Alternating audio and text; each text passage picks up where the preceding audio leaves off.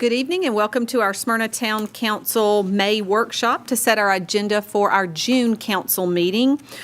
Before we move into our items for discussion or our presentations tonight, we're going to stand and Mark, if you will do our prayer, and Amber, if you'll lead us in pledge. If you'll stand with us, please. Let's pray. Father, we just come to you today with grateful hearts, Lord. Just thank you for the beautiful weather here and all the blessings that you give us each and every day. Father, we say a special prayer as well for all of our graduating children and students as they enter into the summer months of fun and relaxation from school. We also are grateful for all the teachers and all the teacher staff and everybody that has poured into our children over this past school year. Father, we also ask for protection and that you protect our police and fire servants, that they go out and just have a hedge of protection around them as they do their job. Thank you to our citizens for supporting all of us and all the things that we try to do to make the town better. We ask these things in your name. Amen. Amen. Face the flag. I pledge allegiance to the flag of the United States of America and to the republic for which it stands, one nation, under God, indivisible, with liberty and justice for all. Thank you, Mark. Thank you, Brian. Tonight we have a really special presentation. We have our 2023 Mayor's Cup winners, and this year it is Smyrna High School soccer team. So if you all will come in and if you'll make your way down to the end.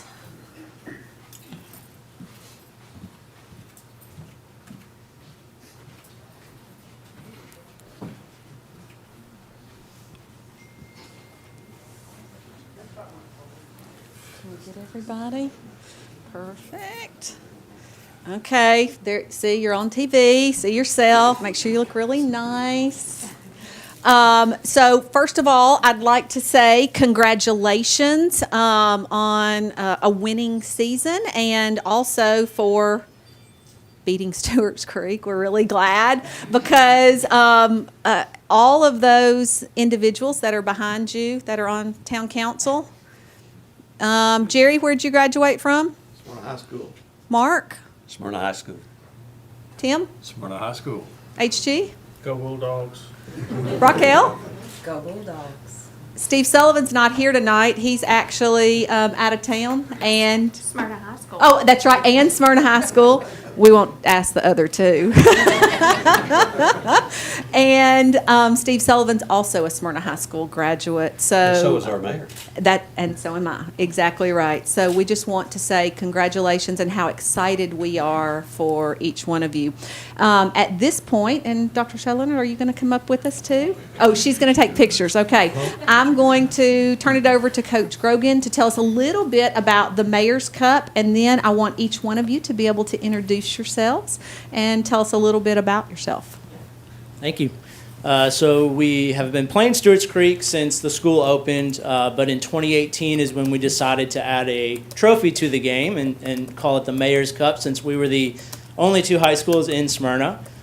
So since 2018, that very first Mayor's Cup, we have been fortunate to win 5 of the 6, including this year's, obviously. But really proud of this year's group. We have played in 5 consecutive district championships, winning 3 of those 5 and 5 consecutive region tournaments, advancing to state sectionals twice in that time frame. So just a really great group of guys. Great. So if you'll pass it and tell us your name and what grade you're in and what else. Oh, position. My name is Fred, and I'm a senior, and I play forward. My name is Roberto. I play midfield, and I'm a sophomore. My name is Matthew. I'm a left back and I'm a sophomore. My name is Surya. I'm a left winger and I'm a sophomore. My name is Labar Noor. I'm a sophomore and I'm a winger. My name is Gadi. I'm a forward and a senior. My name is Isaac. I play right wing and I'm a senior. My name is Justin. I play defender and I'm a senior. My name is Kevin. I play midfield and I play. I'm a senior. My name is Justin. I'm a forward and I'm a senior. My name is Oliver. I play midfield. I'm a junior. My name is Cooper. I play goalkeeper and I'm a sophomore. My name is Alex. I play striker and I'm a sophomore. My name is Christian. I'm a junior and I'm the goalkeeper. My name's Diego. I'm a midfielder and I'm a junior. My name's Alan. I'm a center back and I'm a junior. Thank you so much. Let's give them a big round of applause. So at this point, I'm going to present the trophy. Do we have a captain of the team or? Oh, Kevin, okay. So let's look. Bill has to make pictures. I'm sure Dr. Sutton. Okay. Can we get a whole team photo, Chief? Okay, we're going to have to get close, like we all like each other. Council, if you'll stand up behind part of it, please.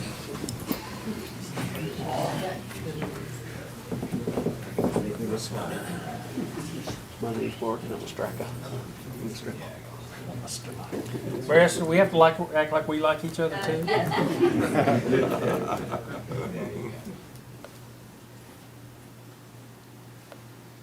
I don't like this thing. It's wire. It's wire, yes. I sure don't want to start a fight.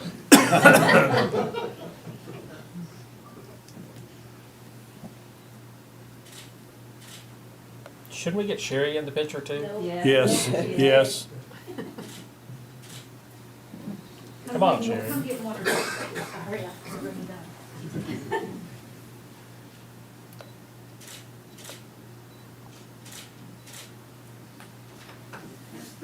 You good, Chief?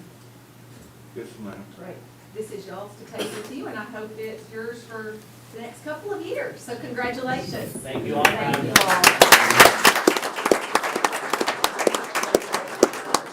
Tickets for each one of you, but rather than call out names, I'll let you all pass those out. So thank you all for coming. Thank you. Thank you.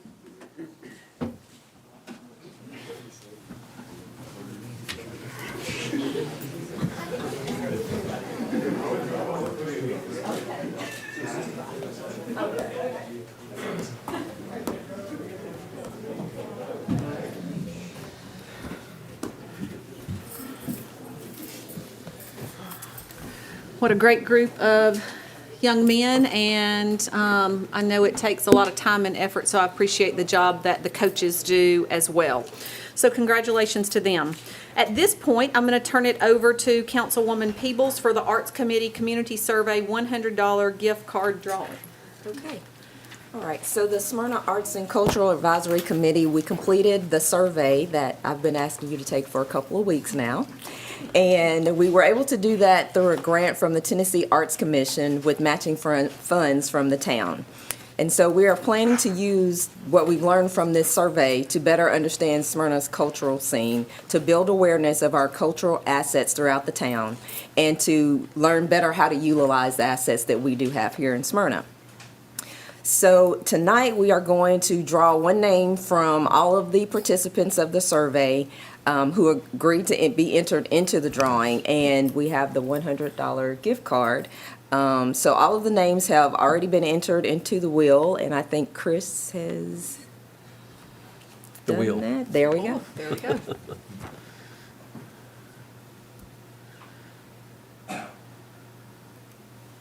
Is the wheels? There we go. It's spinning now.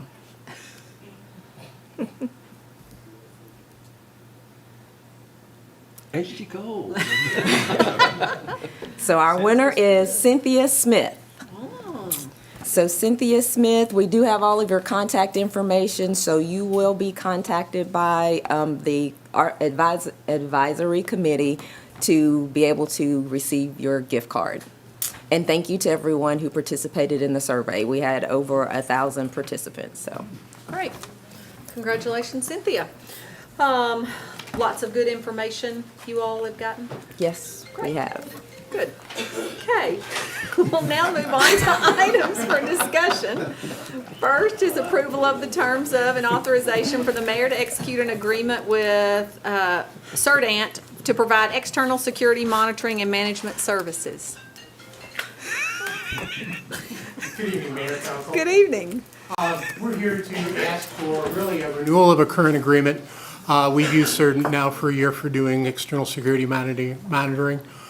This year we wanted to upgrade the service, so We also bid it out to 4 other providers to ensure we got the best pricing.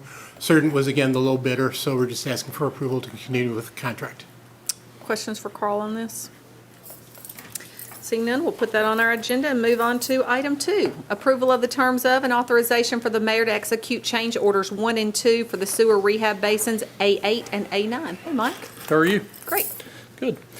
Okay, the net change of these is a savings to the town of $26,874. Change order 1 will be lining some manholes instead of replacing them. Change order 2 is where we had to purchase the manholes from Cleary that had already bought the manholes. Questions for Mike on this? Okay, we'll move on to item 3, which is approval of the terms of and authorization for the mayor to execute the material bid agreement for gas, water, and sewer materials for the 23-24 budget year. Yes, ma'am. This is our annual bid of materials that we go out for every year, and this is for the gas, water, and sewer department. Any questions on this? Okay, seeing none, we'll move on to item 4, which is approval of the terms of and authorization for the mayor to execute change order number 2 for Sam Ridley Waterline and change order number 1 for Weekly Lane Waterline.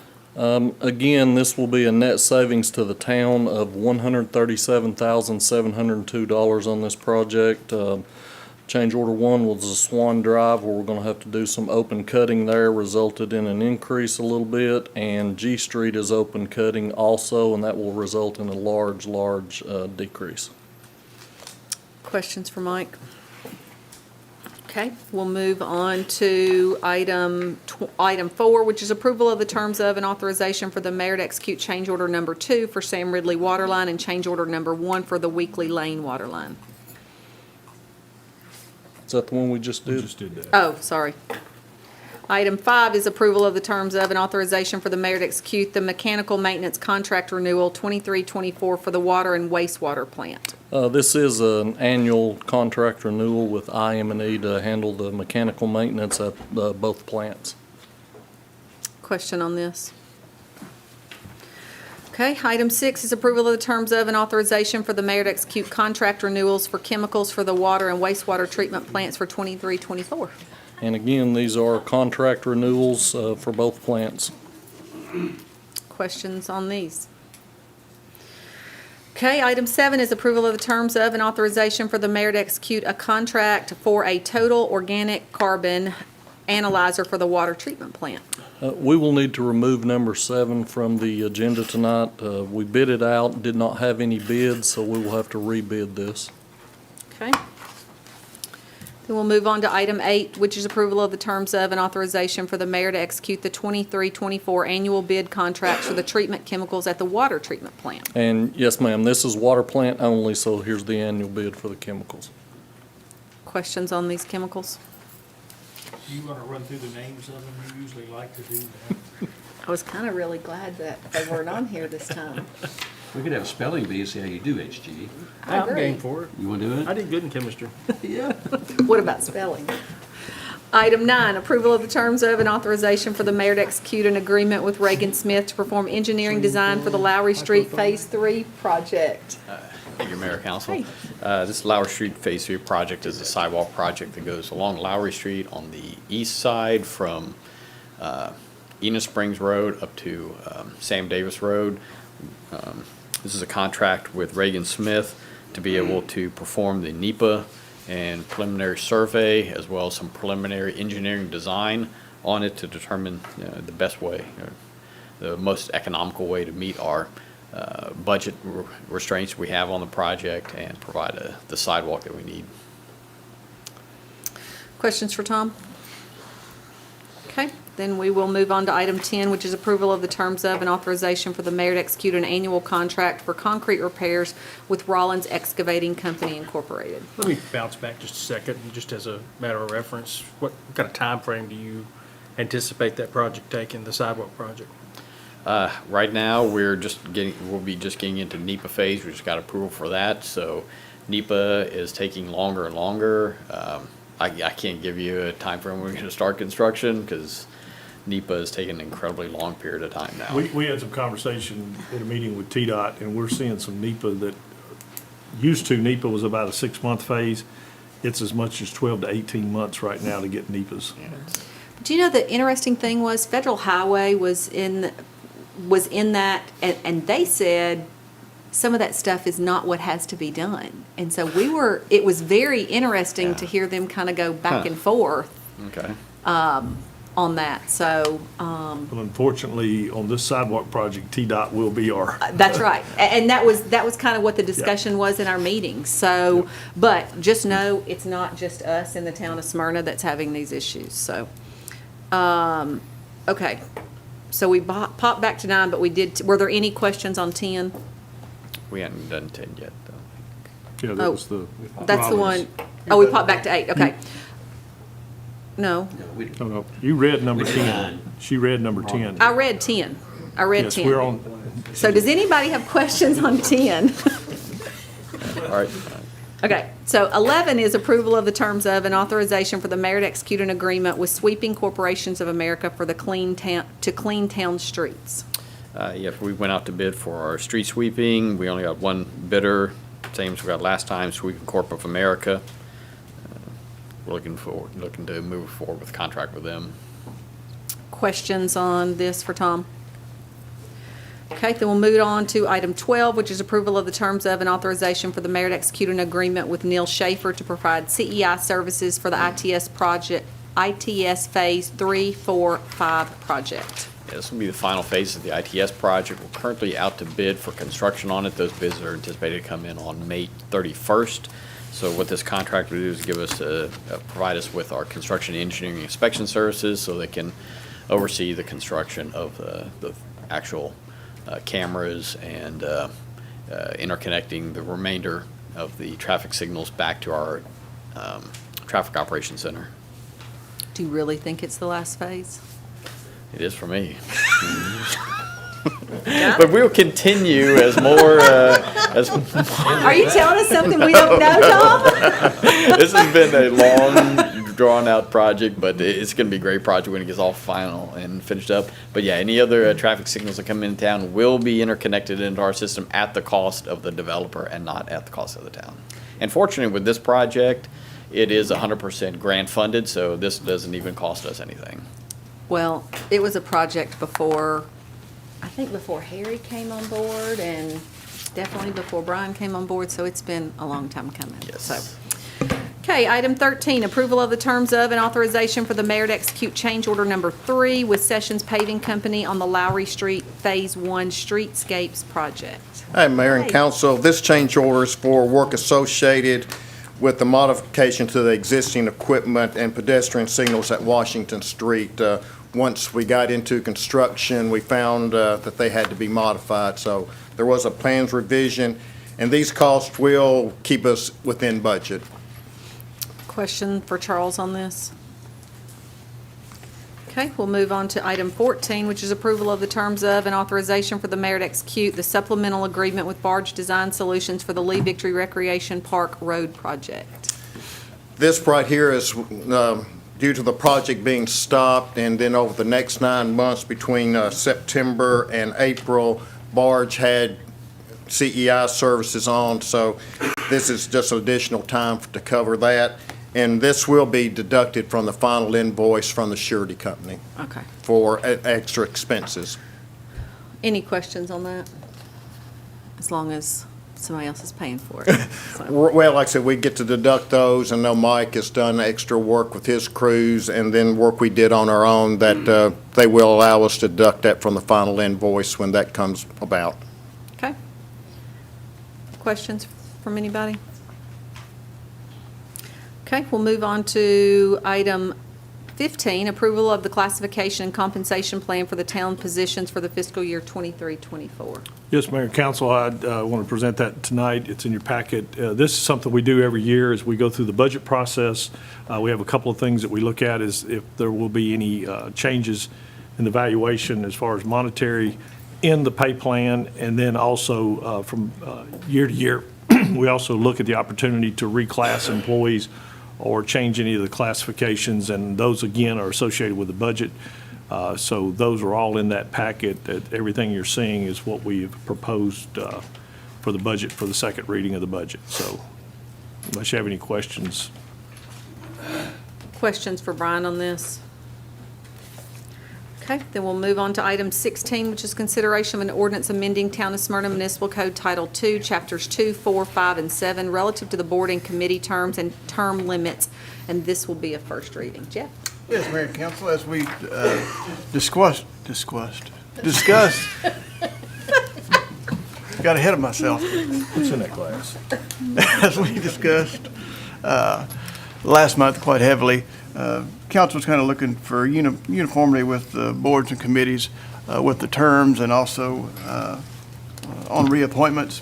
And specifically, the one before you, the next three are going to mirror each other, but specifically before you on this agenda item is the Parks and Recreation Advisory Board, the Project Assistance Board, Sister City Committee, and the Charity Assistance Fund Board.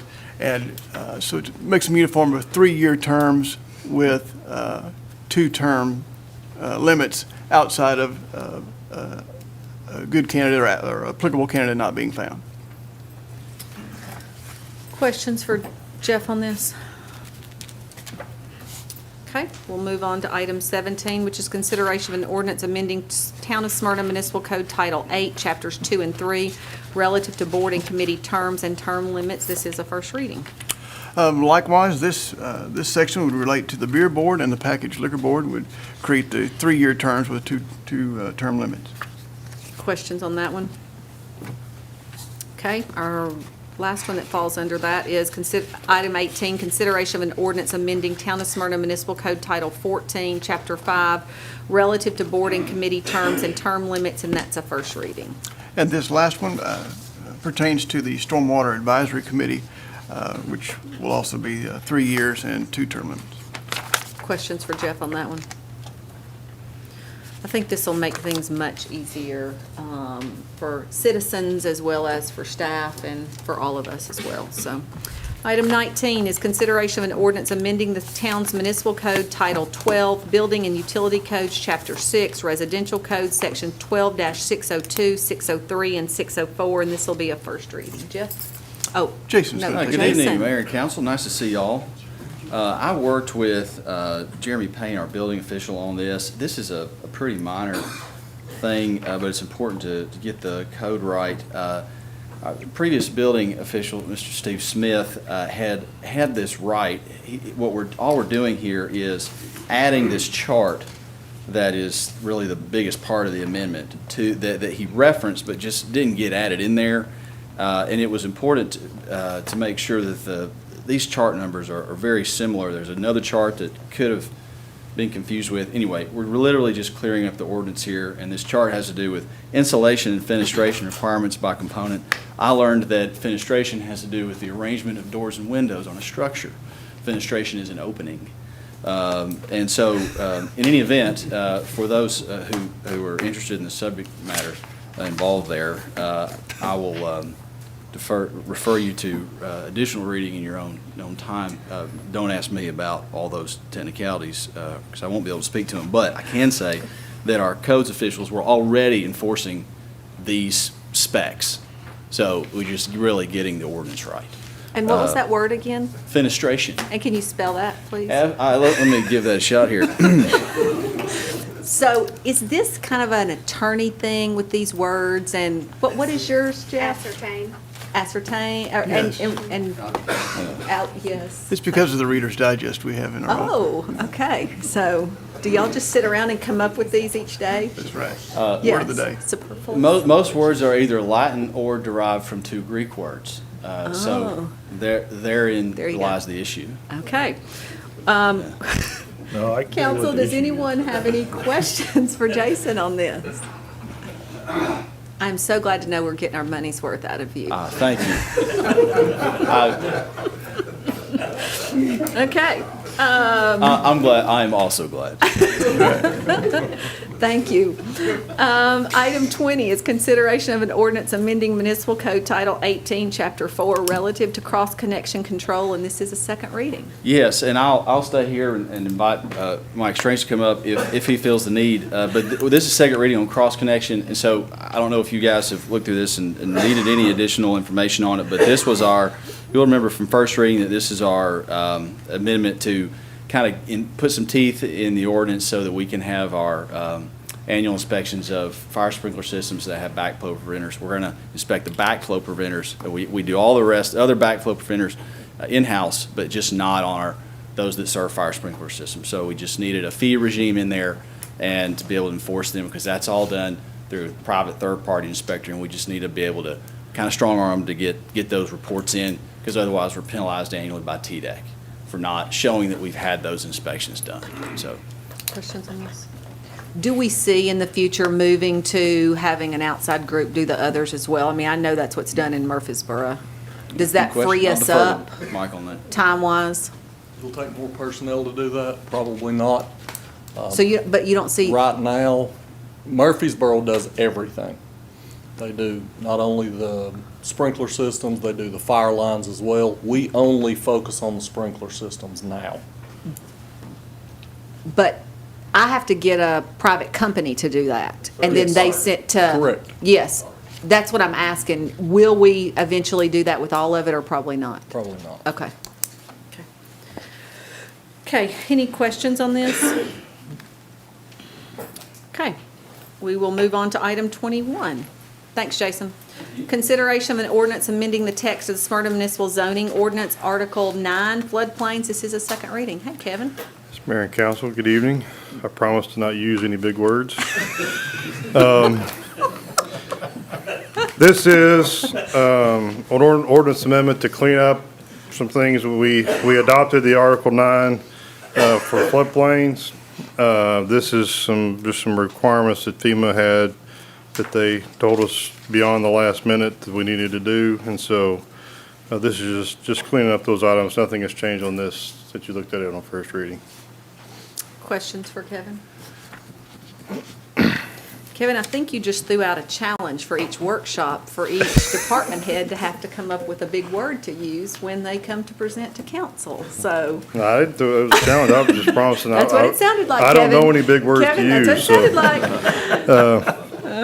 Okay, we'll move on to item 22. Item 22, consideration of an ordinance relative to the rezoning of property located on tax map 28L, Group C, parcel 16.00 to go from R2 to C4. It's requested by Phyllis Campbell. The property requested to be rezoned contains 1.29 acres and is located at 106 Wright Street, and this is a second reading. Yeah, again, nothing has changed on this since we looked at it on first reading. This is a piece of property in downtown area. It has been requested to be rezoned to C4. As we stated last month, there is not adequate fire flow here for commercial development, so there would not be any actual development could occur until that fire flow issue is resolved. The Planning Commission did recommend approval of this. We would also recommend approval. Council, we kind of discussed this at length. Anybody have any other questions or comments? Okay, then we'll move on to item 23, which is consideration of a resolution relative to a plan of services for property located on tax map 50, parcel 33.02, and part of parcels 33.00 and 72.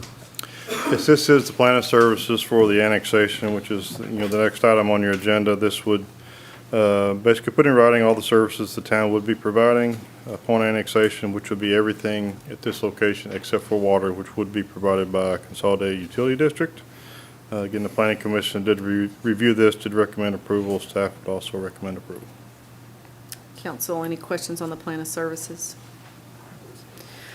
Okay, then we'll move on to the annexation, which is next. Consideration of an ordinance relative to the annexation and PRD and R1 zoning of property located on tax map 50, parcel 33.02, and part of parcels 33.00 and 72.00, requested by Oliver Constable on behalf of two different property owners containing 47.83 acres. The property is located on Lee Road and Rocky Fork Road, and this also is a second reading. Yes, Mayor and Council, again, nothing has changed on this since you looked at it on first reading. This is an annexation request with a attached PRD request. Again, as stated earlier, CUD is the water provider here, and they have indicated there is not adequate fire flow at this time, but they did provide some options to the developer to correct that issue. As a part of this request, staff recommended annexation of approximately 4,542 linear feet of the existing right-of-way of Lee Road, which allows it for this to be a contiguous annexation. as well as 1,405 linear feet of the existing right-of-way of Jordan Lane. This is an 88 lot PRD, so all single family, with about a little over 6 acres to remain or to be zoned R1. 1,800 square foot living area would be the minimum on the houses with a 2-car garage. The materials will be a mix of brick, stone, and cement siding.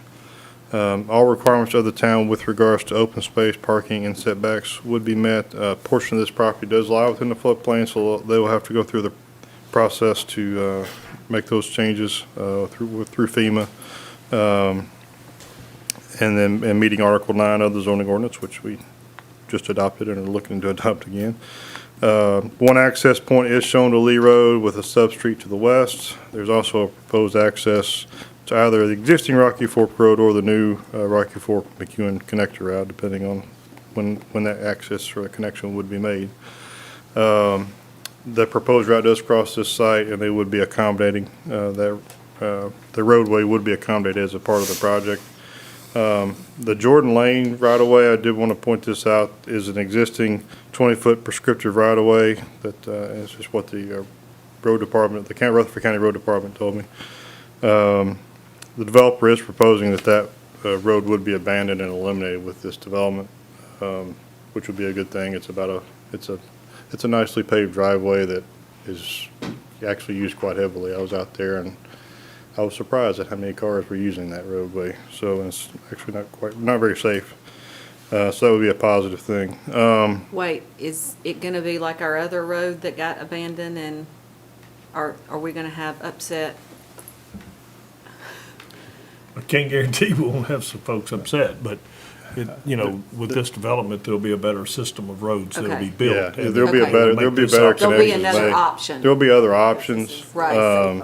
It's not safe at all. Right. It's not, it's two people, you can't meet.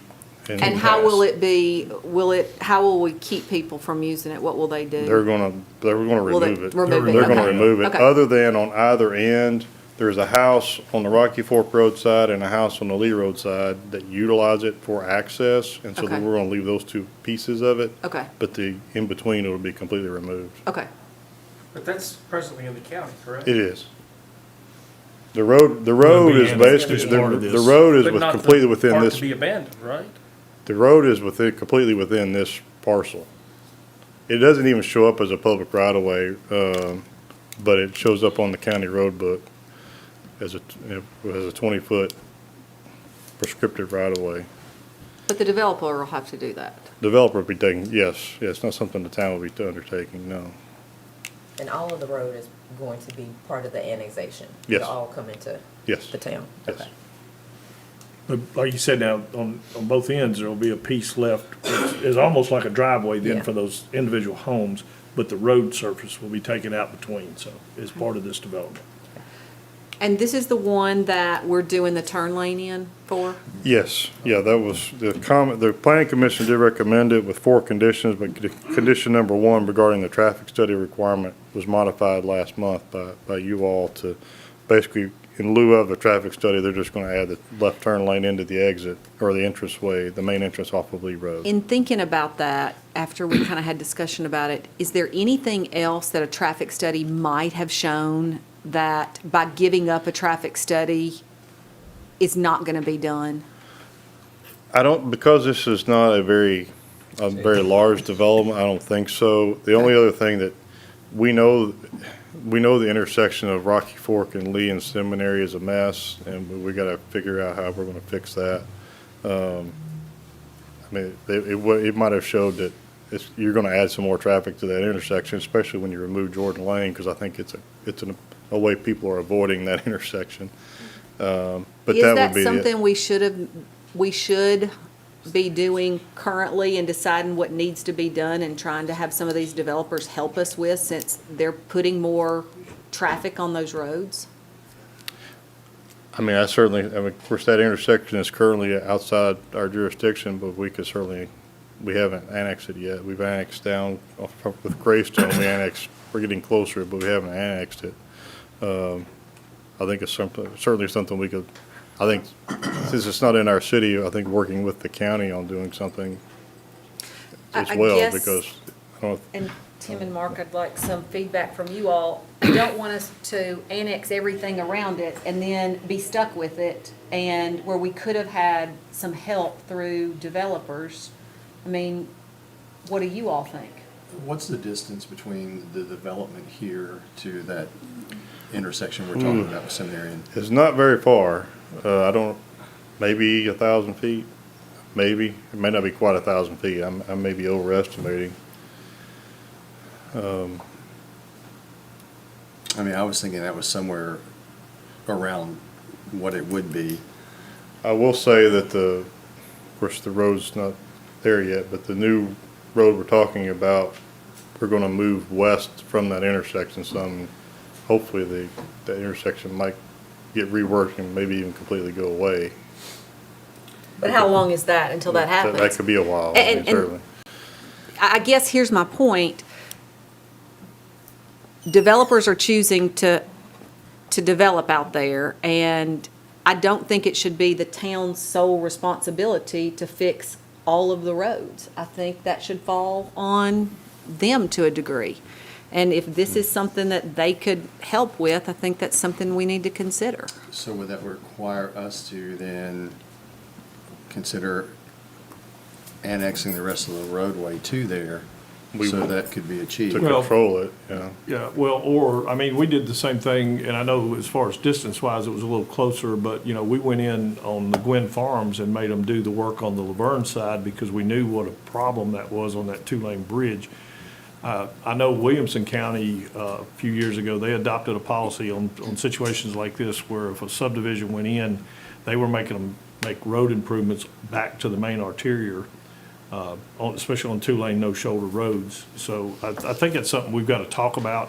One of the things that I've had several conversations with Greg Brooks from the county is, these roads are not in the best shape, and they're really built for, county-type development. And now with all these subdivisions coming in with bigger densities, it is something we need to consider. I don't want us to. I will tell you, on top of that, we're doing some studies out there ourselves for road improvements on that west side as part of that 5-year plan that we talked about. But I think you've got a valid point as we think about some of these developments. Is there a room to have some of the developers, help us, maybe not actually carry the burden of the whole cost, but maybe it's a Absolutely. partnership that we ought to be looking at and looking past just the entrance of the subdivision. And I don't want us to wait so long that everything's developed and we've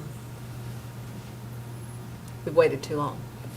But, what that's going to cause is, we're probably going to still have to do some traffic planning. We require some of that on some of these developments. And I know I've kind of thrown a loop, but is that something internally y'all can have some discussion on and come back to us? We've Because had some conversation about it. Like I said, we're looking at some of that stuff now, so. in relation to this, any recommendations? As staff, I think the planning commission actually came up with the requirement of the traffic study. I think in the developer's mind, he said, I can pay for a traffic study, or I can just go ahead and do the improvements that I know the traffic study's probably gonna recommend. And I think that's why he came up with this idea, is just do the left turn lane. Do it anyway, whether the study revealed it was necessary or not. Yeah. We were glad to accept that gesture. This being sort of an off-site improvement, if we were to go, say, 1,000 or so feet away, I remember we had this question come up on Rock Springs Road at one time, not where the Gwynn Farms is, but Tim will help me remember this. It's back when Traditions and all that was coming in. Made up with the light in. Yeah, and we ended up with a light, but there was also a request at that time to do something about a quarter of a mile away to an intersection. So we were getting a little far away from what a traffic study would have even revealed. I don't say that's too far away, but in the future, as we see Lee Road continue to grow, and I think it will. There was a comment made, I think Kevin or Brian, maybe you did it, talking about Lee Road expansion as well. It's something we're looking at to do a 3-lane road out there at some point, right? When that happens, unless it grows quicker than that, when that happens, would that be a time to address that intersection? Yeah, I think that's what we're getting to, and I mean, the obvious concern here is that right now, that section of the road is not within the town limits, and it's not being annexed, but we've got to discuss whether or not we're gonna, and it's been done in other jurisdictions, and I'm just telling you, it's something that we're gonna have to decide from a council standpoint, from a planning commission standpoint. Are we gonna be willing to push that, a quarter mile may be a little far, but 1,000 feet down the road, if we've got a major intersection that we know if we've got problems, if a traffic study had been done and it showed that needed to be improved, then do we want to put that burden back on the developer from the standpoint of putting the traffic on the road? That's a philosophical question that we're going to have to answer internally of how far do we want to go. Because it's off-site? Yes, and other jurisdictions are making off-site, requirements based on the traffic. So that's something we're going to have to talk about. Do you know when they're requiring to do it, are they, and I'm thinking back to the Sterling right around there, were there offsets for impact fees when they were doing things like that, or was this in addition to the No, I impact think fees? that there's a way to work around offsets on road impact and that kind of stuff. When we have those kind of things that have to be done, I think that's on the table. Do we have a mechanism to bond for the future?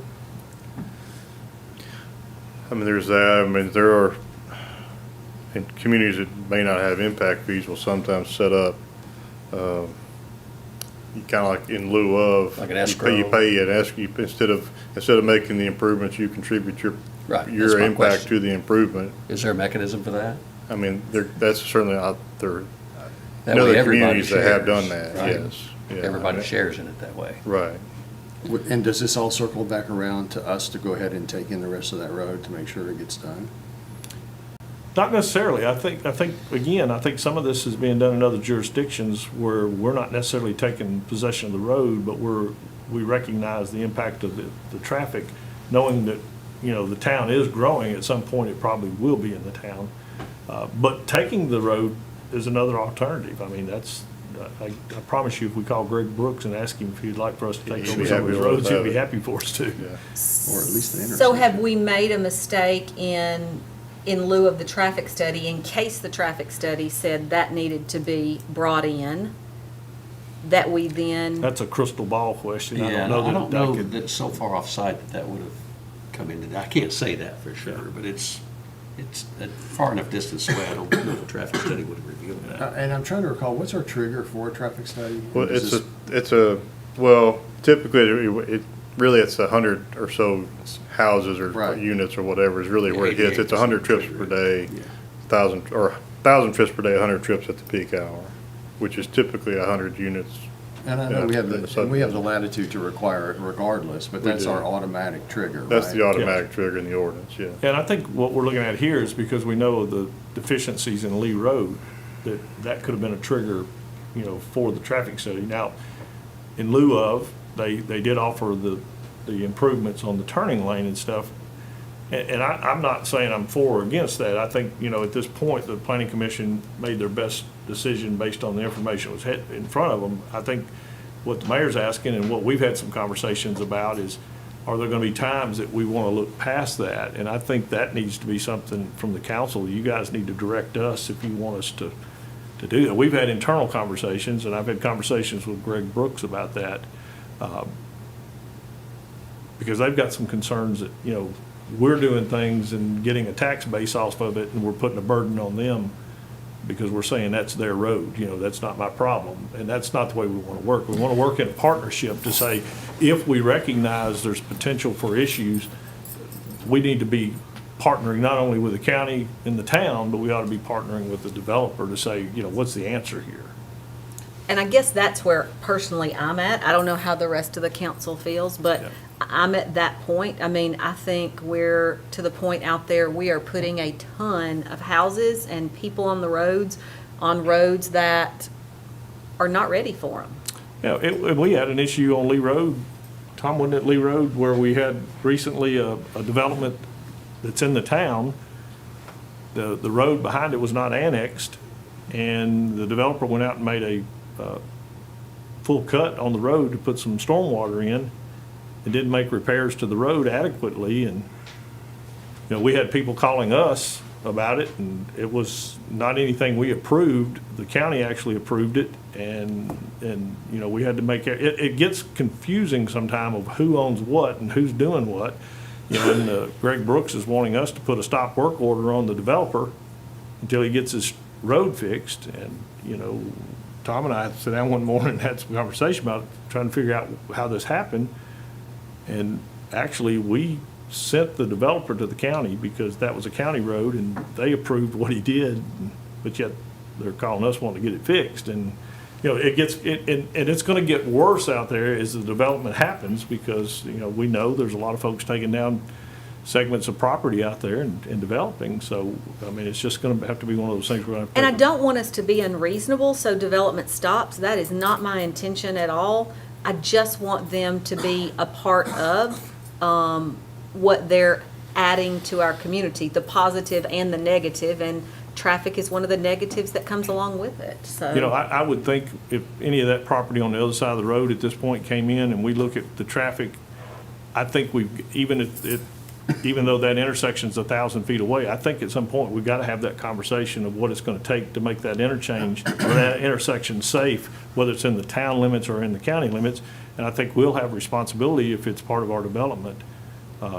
When I say that, I mean to work with our developers to get things done, even if it's 1,000 feet down the road. Now, quarter mile, half mile, 2 miles, I mean, where do you stop? But, you know, that is it's going to, you know, especially with Jordan Lane coming out, knowing it's going to push all that traffic out there, I think it's something we have to look at. These are some of the challenges that we've Yeah. been facing now since the annexation law changed. Yeah. Because it used to be, we could take it in methodically and improve the roads as we go. But all the powers of wisdom said no more, and so now we have pockets of development coming from the county into the city, and nobody knows whose road it really is until the time it comes to improve it. We know those remain county roads, just like that intersection we're talking about, it's a county intersection. We kind of might have missed the boat when Greystone came in, actually. But I don't want us to not do something because we're too late in the game. And I also don't want the last man in to be the one that has to pay for everybody else. I just feel it's a given that when we do these, that we have the turn lanes is automatic regardless of traffic study. Because we know that when you drive it and you don't have that, traffic's gonna stack. That's the reason we asked for that. That's Yeah. exactly why we asked. But if we ask for a traffic study and it says the lane needs to be put in, again, the traffic study tells us that, that's gonna be the developer's responsibility. If the traffic study does show that we need interchange, you know, improvements 1,000 feet down the road, then we have that to also negotiate against. I understand why this was done the way it's done, and I'm not arguing right or wrong, because you make your best decisions based on the information, but I think the point is going forward, as we see the growth out there, at some point, we're gonna have to start looking at some of this other stuff. And again, I go back to Wind Farms, I think it was, you know, brilliant for the planning commission and for this council to, even though it was in Laverne, make some improvements that made that road a better functioning road for all of us, in and out. So I think that's just one of those things we're gonna have to look at going forward. Because there is a lot of pressure happening out here, because that's where the growth is. So are we too late at this point with this development in that intersection? I think we are on this one. Why? Well, we've asked for a certain thing from planning commission, which got approved. I think council's already listened to it as well, so we're kind of behind the 8 ball on this one if we were to go back and ask that Mr. Constable to do something different at this point with approval. But we have a lot of road and a lot of improvements going to take place out there. I got another crystal ball question. So we have plenty of time to. You know, this subdivisions is essentially now set up to be one way in, one way out. And of course, we've got the spot down on the southeast side of it there that we're looking at the road going through. It's not, there's two. There will be a connection There's two. either to Rocky Fork Road or to Rocky Fork McEwen if it gets built, so most likely. Well, it that's will what be I'm Rocky saying, Fork, the one yeah. from Rocky Fork is stubbed off, or is it gonna be completed to It Rocky Fork? would be completed to Rocky Fork Road. Okay, okay, Yeah, I it would be assumed it was, completed. not gonna be They're built showing it because- like as if the Rocky Fork, the new road is built, If it's not, it'll be connected to. It's Rocky laying, But over, until it's laying then. over that road. Right. Gotcha. Gotcha. You know, it'll be built to Rocky Fork Road, and then once the new road gets built, it'll get removed, and whatever happens there. I don't know why I thought it was gonna be stubbed until Well, it such looks time as like the new that. roads. Well, Yeah. it's just Like because that, the new that's road's why. laid, Yeah. is an overlay. Problem is both those exits will then turn, if they turn left and turn right coming out of those, they're still going back to that main Oh, but intersection. it changes They're coming nothing with into the Smyrna, intersection, they're gonna right? be coming into that intersection that we already have trouble at.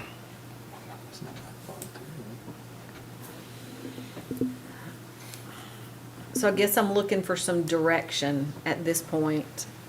We're not, it's not been totally approved yet. I mean, I prefer Mr. Peach over there, but I think this council at the second reading, you've already tweaked the condition once, it could be tweaked again, I guess, or another condition added or whatever. I don't know. I don't. Well, I mean, I think that's the purpose of having a public hearing, right? Just to be a rubber stamp, but, yeah, we need to have, that discussion, I think, would be helpful with the developer before you do that. But can you? Yes.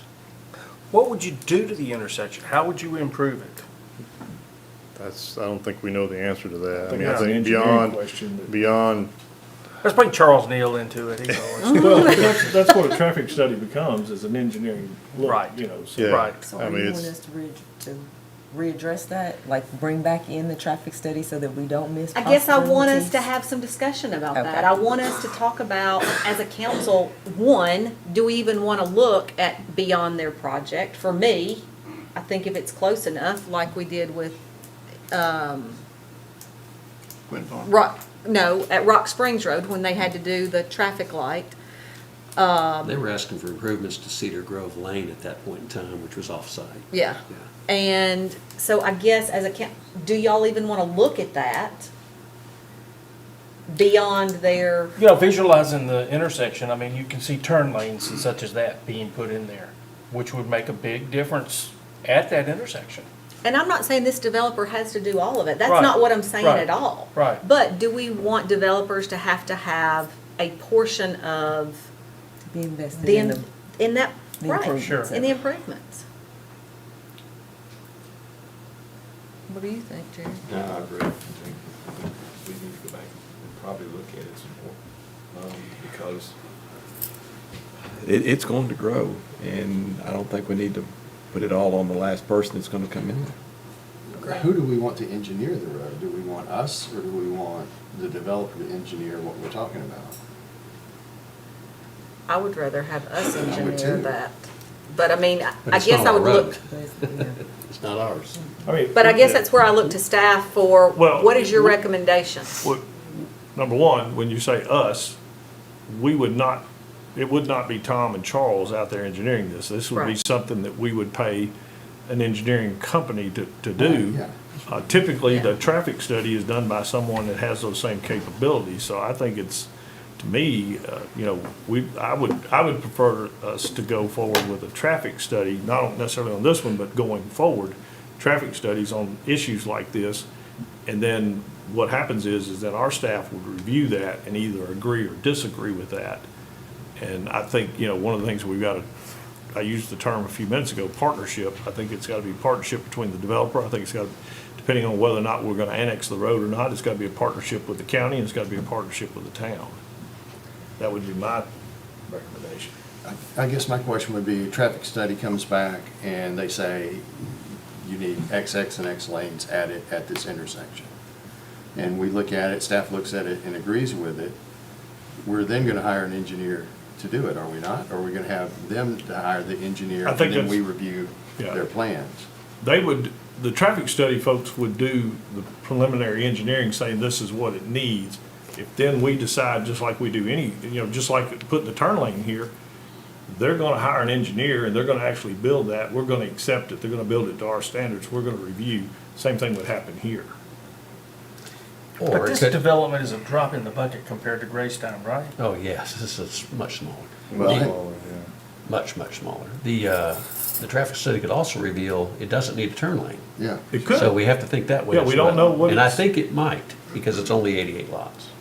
So that's the reason we agreed with this developer, if he would go ahead and put it in, we swapped out. And I guess we've kind of missed the boat with Greystone, but I don't want to keep saying we've missed the boat, we've missed the boat, we've missed the boat. I want us to be careful that we don't continue to say that. And there's definitely preliminary discussions with developers on other properties and along Lee Road. So I mean, I think we all know that's gonna happen. It's just a matter of time, so. I mean, I think we have to, do we wanna take the plunge and annex the road now? I think Murfreesboro and Rutherford County have partnered on some road things. I think we need to pursue that if possible myself, but that's Okay, a so decision for y'all. if you think that that's the option that we might ought to look at, is partnering with Rutherford County on this, what does that do to this? Do you think we should leave this as is and not go back and ask for a traffic study? I mean, staff didn't recommend a traffic study in the beginning, so I mean, I think, I think having the turn lane, as it's already been approved on first reading, I'm okay with that. I do think we need to look at the intersection, big picture, all the development that we think could come based on our land use plan, how much traffic, and then look at it, big picture there. Because I think it's just an odd, weird intersection. It's gonna have to take a long time, I think, to figure out what's the best thing to do there. And not only that intersection, but other things that are Sure. out there that need to be taken care of that Sure. we could have developers help us with. Mhm. Council, do you all feel comfortable with that? Yeah, I think that's a good, I mean, I'm in agreement with what you're saying, and we know that Lee Road's gonna change, right? We do. So if staff takes a look at it, and we know what's available and an approximate time of when things might come online, and we have a plan in place as far as how Lee Road develops, then I think as other subdivisions come online, we know the cost, we know what we're gonna collect from impact, we know what additional may be required, and we share the burden at that point. I just think staff, hopefully you understand direction that council's kind of wanting to move in so that as they come in to talk to you, you can say, this is gonna be what's expected. Are you comfortable with that, Brian? Yes, ma'am. I mean, to me, it's just bringing up the consideration, and, typically, like Kevin said, staff wouldn't recommend because it didn't hit the trigger point, but I think the trigger point on the lots needs to be one position. I think we've got to start looking at those smaller roads, knowing that we've got a lot of density coming. We do have a plan, but I don't want us to wait to build the road after everybody's out there. I think we need to look at those opportunities to partner with the developers like we do in other places. And, sometimes it's going to be taking a broader look than just this one individual tract. It's going to be encompass the total of what that road could look like at development. Where are we standing right now with impact fee study? It's finished. What does that look like? It's pretty substantial increases. So that's where I'm going with this. We're gonna put that on the people that are doing this as well, right? I think, So those costs are gonna drive a lot of costs up in return. And so that's one worry I have. I've always supported impact fees. I always will. I think they're good. I think it takes the burden off the taxpayer. And being in real estate, a lot of people, I get shot at for that because realtors and developers don't like impact fees. But I support them. I think they're a good idea. But it's like Brian said, we have to partner with these people a little bit too, or we can end up in a different position. So. Well, and it's obvious other communities are doing it. You're talking about some, and I just want to make sure we don't miss out. Well, I just think, again, go back to, if you look at the west side of the interstate, nobody in this room tonight would deny that that's our largest growth area. And, if you ride down Cook's Lane and some of those and you see, 120-acre tract, 45 houses, well, that's no big, it's not a huge impact, but They all add up. In 5 years, and you got 2,000 new homes and 5 new subdivisions, and then we go back and say, why didn't we do this? I mean, I think there's a portion of this that is a responsibility of the town as we develop out there, but I think we have to be open-minded to say that there are some things that developers need to participate with us, and maybe we offset some impact fees, but, you know, I think at that point, it's because there's gonna be a greater demand on the need, and maybe it's a little more expensive to get their partnership than what an impact fee would cover, and that's what we run into, is, you know, but it shouldn't be Is there a way to have a road assessment district?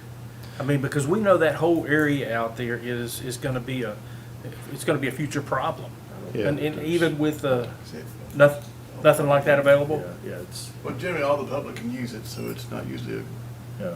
good Say it again? example. All the public can use The it. general public can all use that road. That's what we so ran usually- into even on that little piece over here off of Enid Springs, you know, that somebody said, well, let's just, you know, charge those 50 houses an impact or a road assessment fee, but once the road is built, it's accessible to all the public, so.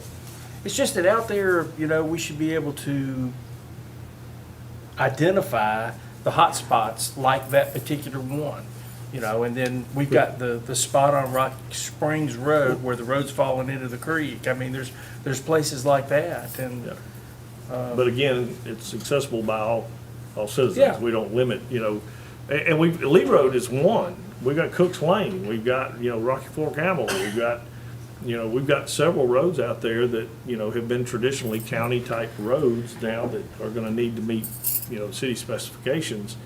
And, we're just gonna have, I think we just gotta take a broader look at that whole area now as we go forward. I mean, what's happening is we're getting to that point where once we're seeing a lot of growth, a lot more traffic. People are concerned about how do I get to schools, how do I get to, you know, and you know, I mean, accidents and, HG, you know about that on some of those roads out there. It's the same, Absolutely. you know, it's the same thing. And, you know, our goal would be to make sure we're providing not only accessibility from the standpoint of moving traffic, but I think we got to be concerned about the safety of those roads. So is that something you and staff can go look at, come back to us with recommendations of options, and then, so y'all can get some direction, so when developers do come to you, you kind of know what we're wanting and Right. what can be recommended to them? Yeah, and of course, it's automatic, we're getting right-of-way dedications Right. with things happening, so at least we are getting at least that piece of the puzzle. As developments happen, we're getting quite a bit of right-of-way on Rocky Fork Campbellville Okay. for those Well, and improvements. so. and Mayor, I don't mean to throw the ball back at the council, but I think we've got to know from council what comfort are we going to have to say that there are some things possibly like an intersection 1,000 feet away from a new entrance. Are we going to be comfortable going to that developer asking for partnership if there are needs at that intersection? For me, yes. You know, I can't speak for the rest I of the mean, council. I just, I know what, So is it possible that we could have a roads meeting again so that these specific issues that we Sure. have on the table here, we can discuss and get some clarity on so that you as staff know what to do? absolutely. And I was going to say at least probably with the planning commission, we ought to have some conversations of comfort. I but think make a it joint needs to be meeting. with both, only because planning commission needs to know what council's wishes are, so as they're looking at projects, they know what council wants to see I done. promise you, what they did in Williamson County, nobody in this room's gonna be comfortable with. I mean, they were looking 2 miles down the road. If you went on a 2-lane, no-shoulder road and put in a development and an entrance, they were saying that you had to make the road improvements from that entrance to that first arterial back in town, and let me tell you, it was a fight. It's- I don't think I'd be comfortable with that, but, Yeah, well, and that's I what I'm do saying, think we just need to know what the parameters are and and things like, I mean, it's easy to go back and look, and we've done that, is, you know, the trigger was 100 lots. And we got to that because, you know, before that, we didn't even have that, but I think now with the development we're seeing on these county roads, I think maybe we've got to have some other triggers that tell us we've got to look at some of this stuff. I mean, that's what we're dealing with internally, so. And let me tell you, we're getting phone calls. I mean, you know, we get calls about, you know, another development, and are you making road improvements, and what are you doing? And, you know, we are looking at it, and overall, in fact, Charles, where are we at on the road study on that side? We've got that done. We're in design now for the first phase of Rocky Fork Honorable. And we're looking at doing, I think in this year's budget, wasn't it 1.5 miles or so? It's about a mile. About a mile on Rocky Fork Amable, and, you know, this is a big ask. I mean, even for the town to go out there and make all these road improvements, it's gonna be expensive. Out there? I mean, what are we doing out there? On Rocky Fork Amable, we've done a corridor study, and now we're doing pieces of it as we go, you know, where the most traffic's at. The study you're talking about? No, we've got a mile of road in next year's budget. The study's 3 been lanes done. curved? Do what? 3 lanes curved? Yes. We did that, we put that in the budget right after we did the park out there, I believe, did we not? Yeah, the study is The study completed, and began now then, what we're yes, doing is that's- taking pieces of it and putting it into the budget every year to get some of that stuff done. You know, if you'll go back and remember when I presented the 5-year Yes. budget, we said, you know, that's one of the things, and I think we had about $25 million on roads. Unfortunately, We were looking at that $25 million time. doesn't get you a whole lot of road anymore.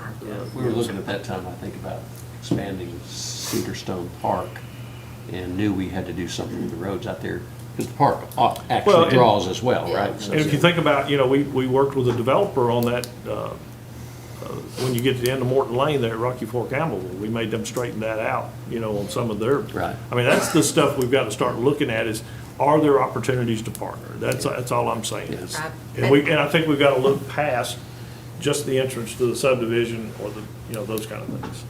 And again, I don't want to stop growth. I don't want to put an unfair amount of burden on the people that are living out there, because that's who's going to end up paying for it, is the ones that are coming. But I also don't want everybody else to end up having to pay for them choosing to move to our community. So I think there has to be a balance, like you're saying, between everybody. So, do you want, y'all put something together, then let's have planning and Yeah, let council us get have together? some internal conversation, what we'll try to do, and you and I had this conversation the other day, I mean, the next couple of council meetings, we've got the 6th, pretty special night.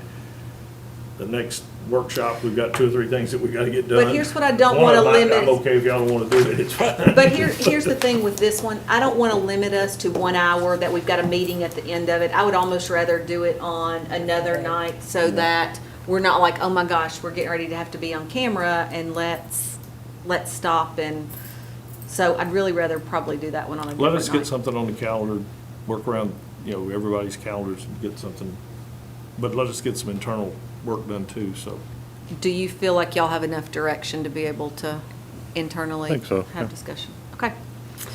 Okay, so we will move on to item 25, which is our housekeeping item, consideration of a resolution and memorandum of ordinance 2322 relative to the annexation in PRD and R1 zoning of property located on tax map 50, partial 33.02, and part of parcels 33.00 and 72.00. Item 26, thanks, Kevin. Consideration of an ordinance adopting the budget for the fiscal year 23-24. This is a second reading. Hey, Rick. Mayor and council, the ordinance and summarized budget for fiscal year 23 and 24 submitted for your consideration. I have attached the changes from first read to second read spreadsheet for your convenience. It details the budget changes from what was presented at the first meeting. However, we've had something come up with Hal that he would like to address the council with as far as adding to that budget. It's not a bad thing. Hey, Hal. Hey, good evening. We changed from LexisNexis on May the 8th to GovNow on May the 9th. The way that we had presented the fiscal year 24 budget, and our understanding was that it would be a wash, 2.5%, 2.5% across the board from what we were charging for our surcharge versus what GovNow was collecting. And so what we found out within about 3 days was it was not exactly 2.5%. It averages $1 to $2 a day more. And what it amounts to is finances are going to have to do a budget or a journal entry for every day of the month. We have it fixed now where it's going to start June 1st, but since I thought it was going to be a wash with fiscal year 24 budget, we had taken the revenue line item and the expense line item out of the budget. we need to put it back in. Since it was May 9th, the budget had already been sent for second reading and had already gone to the newspaper. And so in order to get this on here so that July 1st it would be effective in the budget, I needed to add it tonight. Questions for Al? What was the total? It wasn't, I mean, it's not, we're not talking about a great amount of money. It's, Oh, no, $700 a year. yeah, so, just so y'all know, it's It- not it- like we're asking for a backhoe or anything, so. But, I mean, really, it keeps Sierra and Rex's employees from every month, somebody having to do 30 journal entries for each day. And so we'll be paying it by the month they do one journal entry. Questions for Al or Rex? Okay, then we'll move on to item 27, consideration of an ordinance adopting the property tax rate for fiscal year 23-24. This is a second reading as well. The tax rate ordinance establishes the property tax rate for fiscal year 23 and 24. Our recommendation is to keep the tax rate the same that it was in the prior year at 52.57 cents on each $100 of assessed taxable property. Questions for Rex?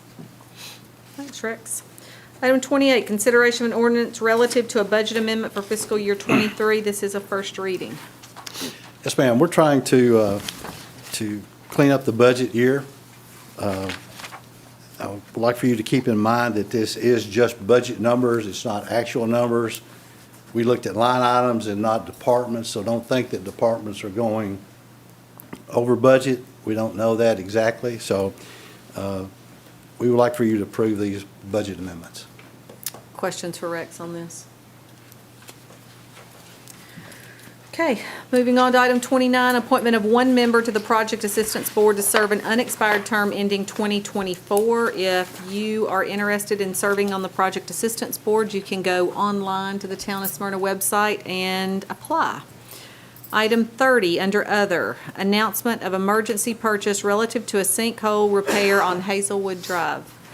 Mayor and council, I think all are familiar with that intersection just down the street here. We had a pretty significant sinkhole show up. We've made some attempts to get it fixed, not having great luck with that. So we had a engineering firm and a secondary firm that actually does the repair. We were able to work out some contract agreements with legal's assistance and Tom working on it, and it was one of those things to get it scheduled because of their time frame. We need to go ahead and pull the trigger on that, so what we're asking you to do is approve the emergency purchase to get that, just because of a scheduling conflict, instead of waiting and bringing it to the council through a couple of readings, so. Okay. So they'll be able to start like Yes, immediately? well, it's still a 4-week, I believe.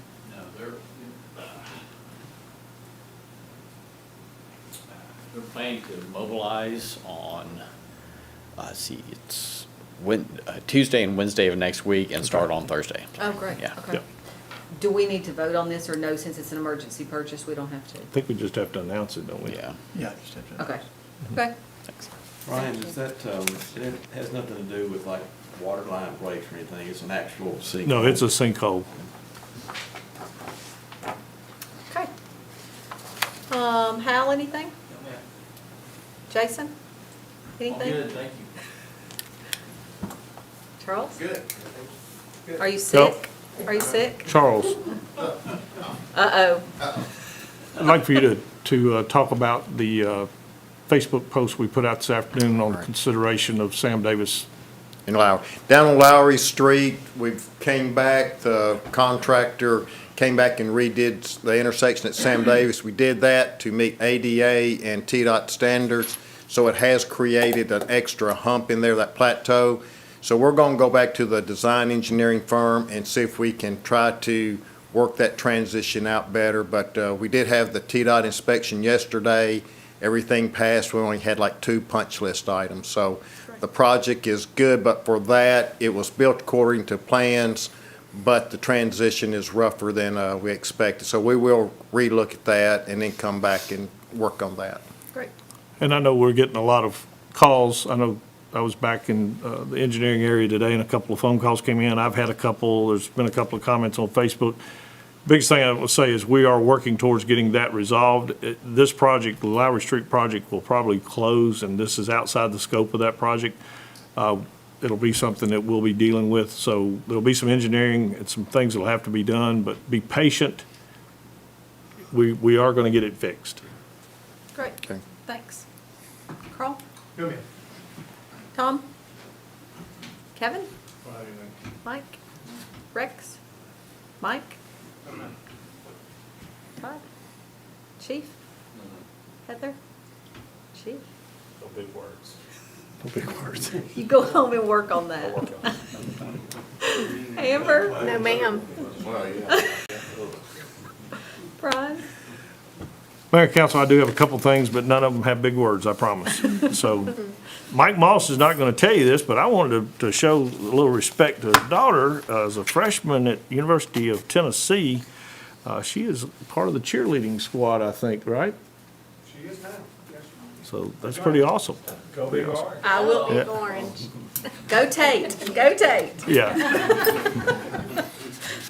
A couple things real quick. The Event Center does have some job openings that we want to make everybody aware of. We're looking for seasonal kitchen help, so to handle the snack bar during the pool season, we're looking for some folks. And also, we're looking for some weekend banquet servers on a more full-time, part-time type position. I always get tickled at that, but that's what we call them. Also, at the SOAC, swimming lesson registration is now open. You can, there's some remaining openings for the parent-child swimming lessons. You can register at Community Pass or visit the website, the town website at townofsmyrna.org for swimming lessons. We have a new display at SOAC, and this is in partnership with Middle Tennessee Electric, and it's called From Here to There. The exhibition, I can't say the word. The exhibit. No exhibition, it's the exhibit. So the display is there and will be there through September the 3rd. And it explores the science of how things move by land, sea, and air. So it's a great exhibit, and I know we're going to be doing some social media posts and some things to get that information out. Unfortunately, I was out of town this day, but celebrating National Kids Day at the park, the chief took some trucks down and we squirted the kids down, and they had a great time, and our fire department had a great time interacting with the kids. As you can see, a lot of fun was had by everyone and keeping them cool during the heat. As you know, we are just finishing up with our National Police Week, and we highlighted some of our most tenured members of the police force on social media. Just want to recognize Lieutenant Jeff Duke with 34 years of service, Captain Jeff Dwyer with 33 years of service, Lieutenant Earl Barnes, 33 years of service, Officer Ken Reeves, 32 years of service, Officer Robert Jacobs, who I think is out in the lobby tonight, so if you see him, 29 years of service, and Lieutenant Bart Myers, 29 years of service, and that's just 6 of our folks with high tenure, so we appreciate them. Book your tee times today on Smyrna Golf. The weather has turned pretty, and I tell you what, it's hard to find a parking spot over at the golf course right now, and I know they've got a good hot dog in there, but I think most of those people are playing golf, so we just want to remind people as the weather gets warmer, it's time to book your tee time, so went out and spend a little time with Hal and his folks. You'll enjoy it. Next, I'm happy to announce and have a picture here that the chief and I received the other day of a new aerial apparatus that will be coming into the town. And Chief, in the next probably 2 weeks, we'll have this truck on site, and we'll begin to make the transition of equipment over to the truck. And we'll be getting that vehicle in service probably in the next 60 days. So it's exciting times, and we appreciate the opportunity to be able to buy this new truck. Monday is Memorial Day. The offices will be closed during Memorial Day. I always like to point out, though, that we do still have our parks and rec, our golf course, the wastewater treatment plant, the water plant. Some of those folks will still be working, but the office will be closed. But as the office is closed, we'd ask you to come join us for our annual Memorial Day ceremony, which was in conjunction with our local VFW.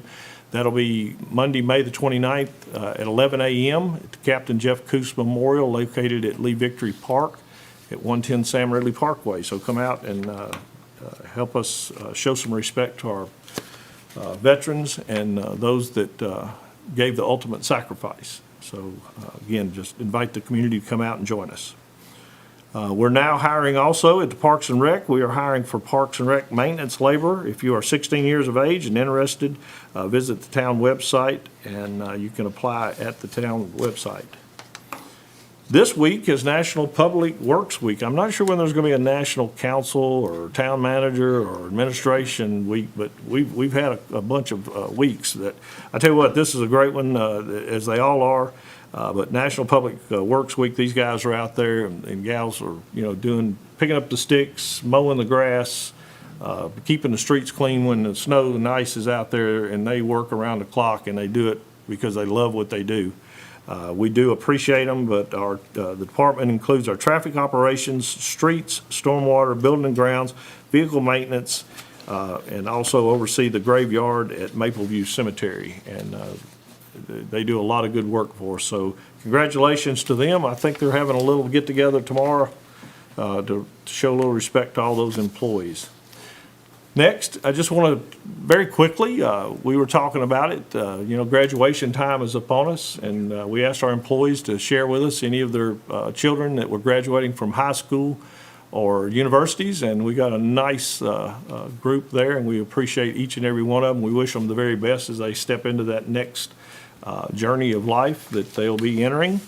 I do have one that was a little different, and I wanted to acknowledge that one individually.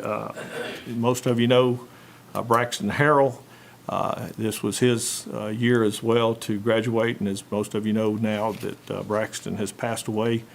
He fought the hard fight, did a great job, just a real inspiration to all of us to see his story. But congratulations to Stacy, his family, and also the tragedy of the loss of Braxton.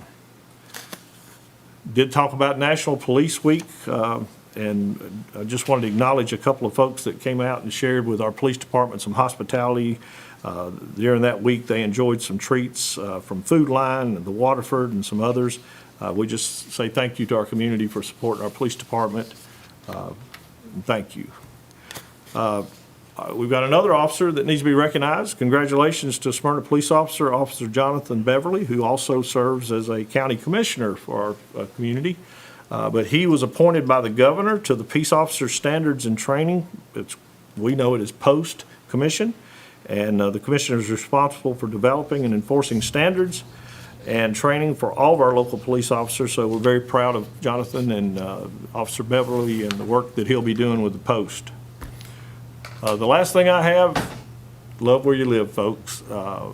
Nobody trashes Tennessee, and we have continued to try to enforce some of those things. I don't know if you recognize, the state of Tennessee did come out with some videos and some different information about trash issues in our community, and we've been utilizing those on our social media posts. I actually have a conference call next week with the state to talk about litter. They're looking at doing some things to help us be able to enforce some litter things that will help us maybe get some people's attention if the ticket maybe increases in price or some of those kind of things. So the state's taking it very serious. We're taking it very serious. I will tell you, I was out of town about a week ago, and where we were at, my wife made the observation without me saying a word. She looked around, she said, I don't see the litter here that we see back home. And I mean, it was significant to see the difference. And, it goes back to taking pride in our community. Don't throw the trash out the window, secure the stuff that's in the back of your truck and those kind of things. And it's all of us working together, making a concerted effort to clean up our town. So thank you, Mayor and Council. That's all I have tonight. Great. Jeffrey L. Yes, Mayor and Council, the only thing I will add is obviously about to have the first reading of the changes for the terms and the boards, and so here soon I'll be going to all of the different boards, they have bylaws, so there will be a plethora of emendations to go over for that. But, He's one up on you guys out there. you will see. You will see those shortly. But you will approve them once the boards do themselves or committees, then I'll bring those. Perfect.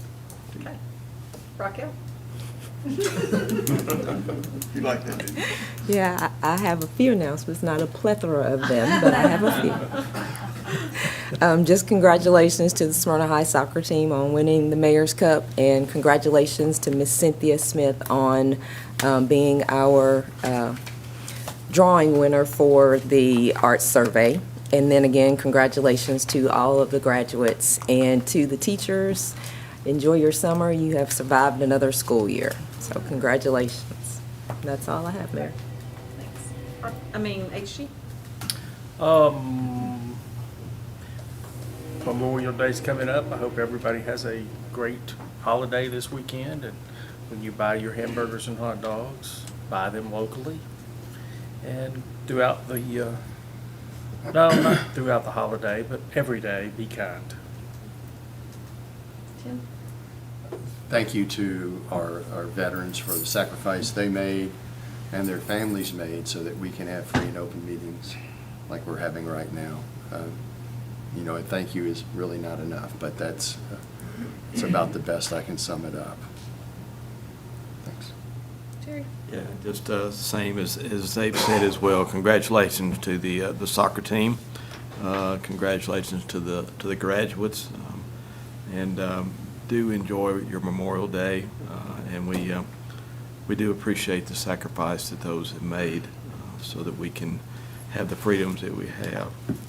And just want to say I got to go out last Friday night to the music night, and I really enjoyed that. That was appreciate those that worked to get that together, and had a good time. So that's all I've got. Thanks. Mark?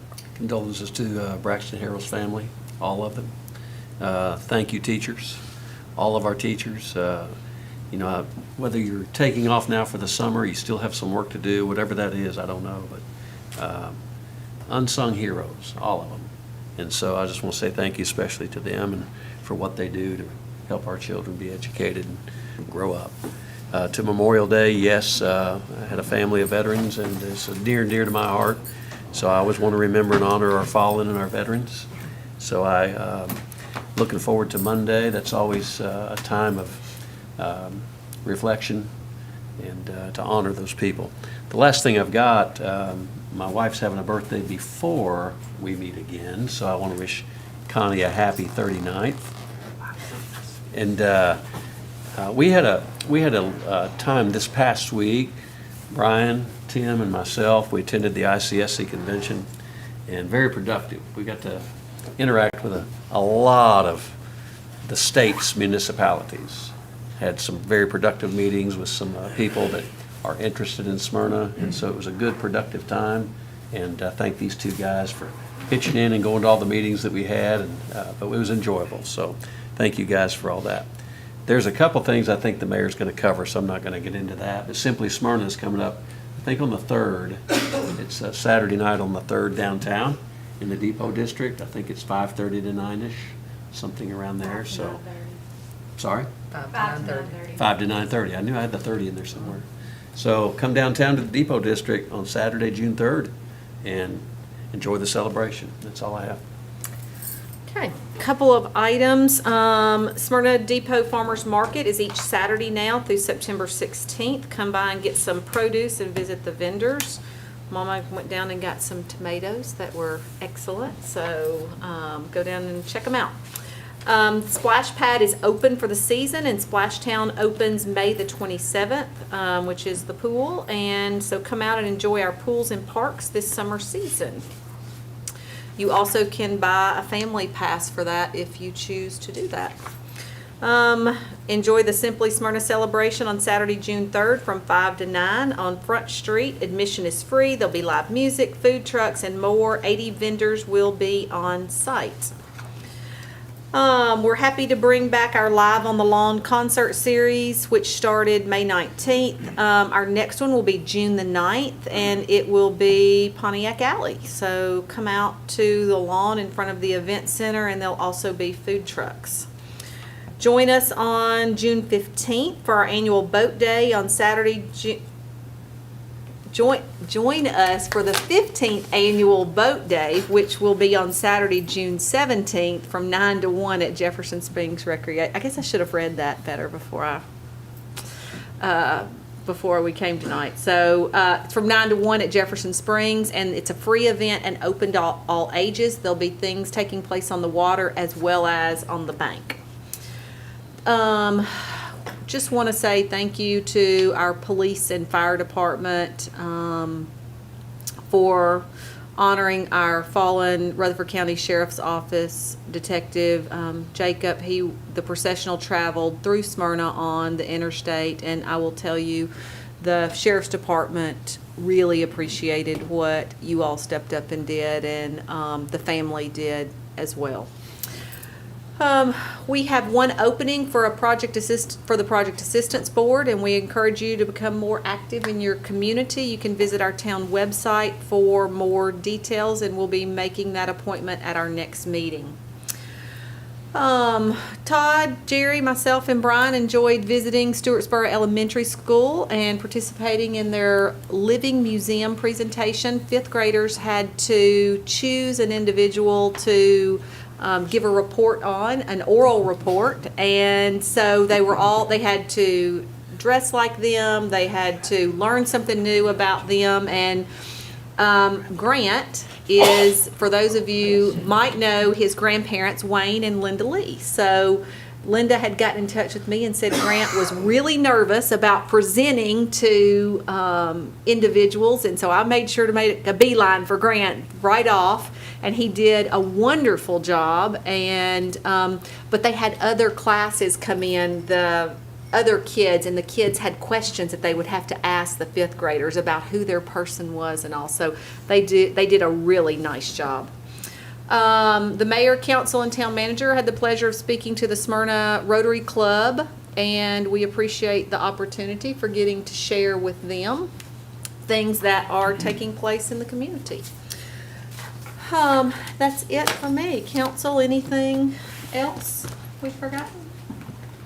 I hope you'll come out on Monday to share the day with us at the Jeff Coos Memorial. It is a time for us to honor and reflect, and it's a really moving presentation. And so if you or your family would like to come out, it's free and open to the public, and we welcome you. So if nothing else, then we're adjourned.